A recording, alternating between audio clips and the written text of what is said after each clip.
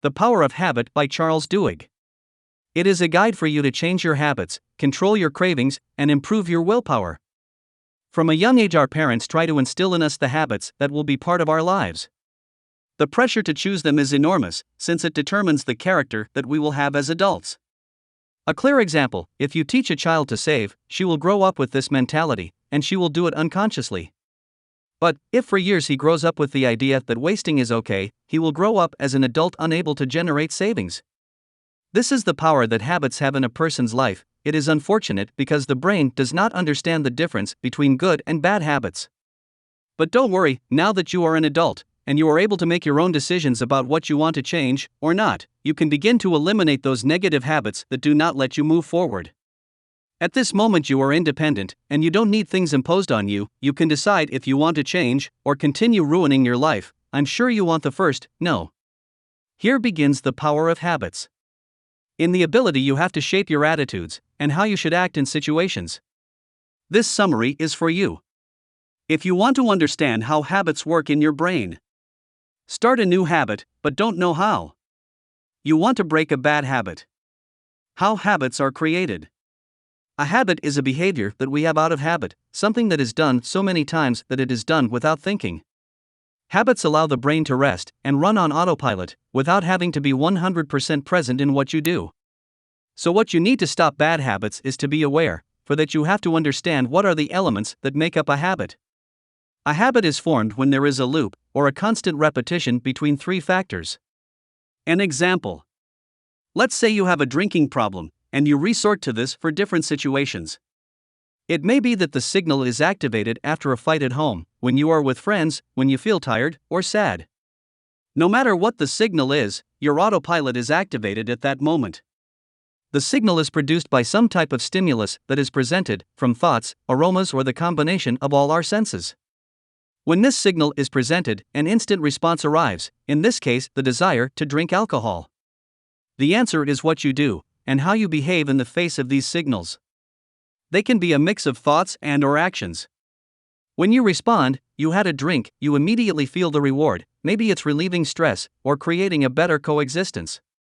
This way of acting becomes a vicious cycle in your life.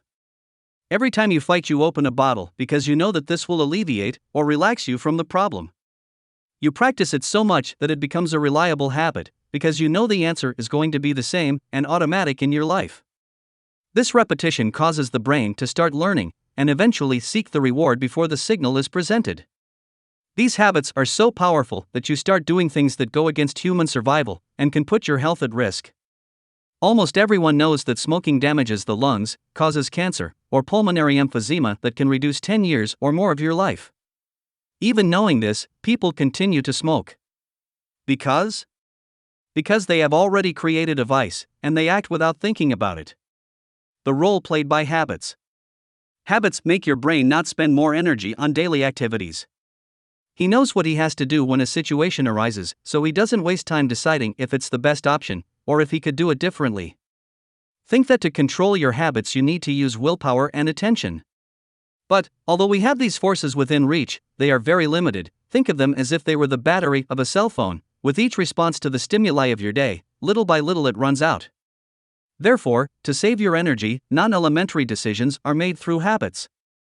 A clear example is when you drive from home to work. When you do it, you don't think all the time about what you will do next. Your reactions are instantaneous because you do it so many times that your brain no longer analyzes the actions. The properties of habit. When you create a habit, it is very difficult to eliminate it. Think that this habit is stuck in your brain and is activated in certain situations. So if you know that a habit cannot be eliminated, how to avoid the habits that do us so much harm? You do not need to completely eliminate it from your mind, but modify it to substitute a bad one for a good one. You will do this by understanding the elements with which it is formed. Your subconscious always tries to work following the path of less resistance. Altering or changing a bad habit requires a lot of willpower to enable a new behavior. Willpower means the ability to pursue a goal regardless of obstacles or difficulties that arise. Each person has a percentage of limited willpower. If you don't know how to manage it, it may be that when you need it you can't use it. Imagine a long day at work.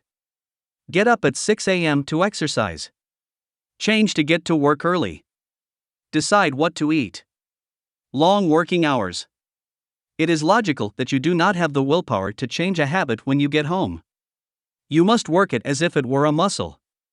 For it to become stronger, and above all, you must have patience to see the results. At first, it will take a lot of work to change a bad habit, but as time goes by, this decision becomes easier. Habits cannot be erased, only replaced with the help of willpower. That is why we see that people tend to fall back into old habits, because they are always present, they are only overshadowed by some better habit. Habits fall like dominoes. Many times the creation of a habit influences as a chain reaction in the formation of other habits. Think of it as if you had a row of dominoes, one after the other. When you drop the first tile, all the others continue to fall. But each of the habits of your life influences it differently. If you want to create a chain reaction, start with the key habits. For example, it may be that quitting smoking does not mean that you are going to start exercising or change your diet, but include the habit of getting up early to exercise, if it can alter your day, and avoid the need for cigarettes. How to create a habit. In the book The Power of Habit, Charles Duhigg gives us some steps you can take to create a new habit. Step 1. Choose the right habit. First, you need to define which habit you are going to focus on. As we said, your willpower is limited, so don't try to overload yourself and choose 3 or 4 habits. Pick just one habit and focus your self-control on that new activity. Focusing on just one habit can create a ripple effect and produce other benefits. Step 2. Create something that is easy to follow. No one said that creating or changing a habit is easy. Charles Duhigg says that it requires a lot of commitment and dedication. So to do it, create a plan, prepare, and practice. If you're looking to start eating healthier, prepare the things you'll need before you start. Research the diet you want to follow, and go to the supermarket. When you have the things, dedicate a day to prepare the food of the week, so you will not have excuses to follow the healthy regimen. The easier you make things, the less resistance you will have to a new habit. The same if you want to start exercising. They are the same steps. Create a plan, decide what time suits you to exercise. Prepare, block that time from your schedule, and prepare all the things you will need: exercise clothes, dumbbells, rope, and shoes. Practice, start, and see what hurts you the most to modify it. Step 3. Select the signal. What will trigger this new habit? For example, if I want to exercise after work, your signal will be that every time you get off work, you have to exercise. Signals can be reflected in 4 ways. A place. A place that can help you make this habit. Like a gym near your home, every time you come to this place you know you have to work out. A defined time. A specific time in which you make the habit. You may find it comfortable to exercise after work 3 days a week. State of mind. What feeling activates this habit? Anxiety, anguish, stress? Those who activate it. What people activate it? The people we're with are able to convince you to do things you wouldn't normally do. We all have some kind of signal that activates habits, whether they are good or bad. Visualize the signs and plan in your mind how you are going to act when these situations arise. Step 4. Design the rewards. For a habit to stick, and for the brain to stick, you need to get rewards to stay motivated. There are various methods with which you can reward yourself. Reward yourself. It can be with anything you like. For example, the famous cheat meals you have after a week of healthy eating. Visualize what you want to achieve. Consider what you want to achieve and why you are doing this action. A photograph of your target will help you to always be present. Use communication channels. Find that person who has been through the same as you, and lean on him to have him as a success story. If he could, you're equal. Celebrate small steps forward. Celebrate small victories. It is not conformism, is to stay motivated. Step 5. Repeat this habit loop. To create a structural change and to limit the new habits, you must have consistency, perseverance, and patience. Although there is disagreement about the days it takes to create a habit. Modern psychology has already discarded Dr. Maxwell Maltz's idea that it takes 21 days to create a habit, but according to research in the European Journal of Social Psychology, it takes 66 days for a person to adopt a new habit. How to change a habit. there is no set way to change a habit. The situation, character, behavior, and desires are different for each person. Not to mention that the habits are different. It may be easier to get up earlier than to start a healthy diet, each has a different degree of difficulty. But Charles Duhigg gives you some advice that could help you replace some habit in your life. He identifies your routine. MIT researchers discovered that repetition is at the core of habits. This loop includes 3 important parts: the signal, routine, the reward. To shape your habits, you need to understand these components. When you know why things happen, you can replace these habits with a new one. Let's say that every time you find yourself at work, there comes a time of day when you get up from your seat, go to the cafeteria, buy some chips, and stay for a while until you finish them. This action not only happens once, but every time you are in the office you behave in this way. Identify the movement that has this habit. First, what is the routine? In the previous case, it would be to get up from your desk, go to the store, buy your potatoes, and talk to your colleagues. Then, what is the signal that triggers this routine? Are you bored, stressed, frustrated, or do you need to get ready to start another task? Think, what is the reward? Is this food in particular? The time away from your desk? Time to socialize? For that, you need to do some experiments. Experiment with the reward. Rewards help you satisfy this desire. But many times this desire is not even real but an idea. Think of a basic product that you use every day, the shampoo. The reason you use it is to keep your scalp clean. Cleanliness is not related to your hair smelling like roses or citrus. But you feel that your head is clean when it has these smells. This is an example of the desires that are had without you realizing that they exist. To see what the real desires are behind the habits, it's important to experiment with different rewards. Knowing the real reason can take days, weeks, or even months, so don't pressure yourself to make a change right away. Gather as much information as you can and see how you react to these changes. Try 4 or 5 rewards, use a little trick to see patterns. After each of these activities, write down the 3 things that come to your mind when you return to the starting point. Then ask yourself the question, do you still have that craving? These notes will help you remember what your feelings were in those moments. Within the case of potatoes, we can also experiment. Instead of eating the potatoes elsewhere, you will do it at your desk. If after this you still feel the need to get up from the desk, then the habit is not motivated by the desire to eat. So do another experiment, removing potatoes from the equation, and replace it with a 15-minute chat with my partner. If you still feel the need to eat, then social interaction is not what motivates this habit. The important thing is to keep experimenting with different rewards. Separate the signal.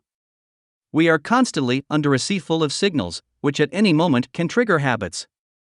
Think about why you eat at a specific time. Because you are hungry? Why does the clock say it's time? For your family? What is the true sign of your inconsistent actions? To know it, you have to find the signal in the middle of the noise. Identify behavioral cues before they appear to see patterns. Experiments have shown that almost all signals fit into 5 categories: weather, place, emotional state, others, immediate action. Write down these 5 things when the habit is triggered. Every day of experiments, do this exercise to find out what moves your behavior. Have a plan. When you identify the circuitry of your habit, your reward, and the signal it triggers, you can modify your behavior. For this, you need to create a plan. A habit is a formula that your brain follows. When it sees a signal, it does this routine to achieve a reward. Shape the formula to start drinking decisions again. As psychology experts call them, implementation intentions. Write the plan of how you are going to act when this moment comes. For example, at 4 p.m. I will get up 15 minutes from my desk to talk with my colleagues. For logical reasons, changing a habit is a difficult task. But having this framework with triggers, actions, and rewards is a starting point. Once you understand how the habit works, you will have power over it. Bad habits can only be replaced if you keep the signal, the reward, and just alternate the routine. But to modify stronger habits, one more ingredient is necessary: faith. Believing that you can change is one of the strongest tools you can apply. That's why you see that there are several associations that give this support to overcome vices. Conclusion. Although habits arise unexpectedly, we are responsible for how we behave towards them. Although we want it or not, we create them. This task is not easy, but it is necessary to improve behavior. If you don't like a habit of yours, it's time to assume it and take responsibility for changing it. I hope you liked this summary. If so, feel free to give me your opinion in the comment box below. If you liked this video, please share it on social networks to make it reach the maximum number of people. Yes, you got to this part of the video. I want to thank you for your attention, and I hope this information will help you a lot. If you liked the video, I recommend that you subscribe to the channel. Is free. It costs you nothing, and it helps me a lot to continue creating content. Turn on notifications. This will notify you when I upload new videos. And I ask you to help me with a like so YouTube will recommend this video to more people. Share this video with that person who you know needs this information. Always think big. Always remember that there are no limits. Have a great day. Wishes you think big, global entrepreneur.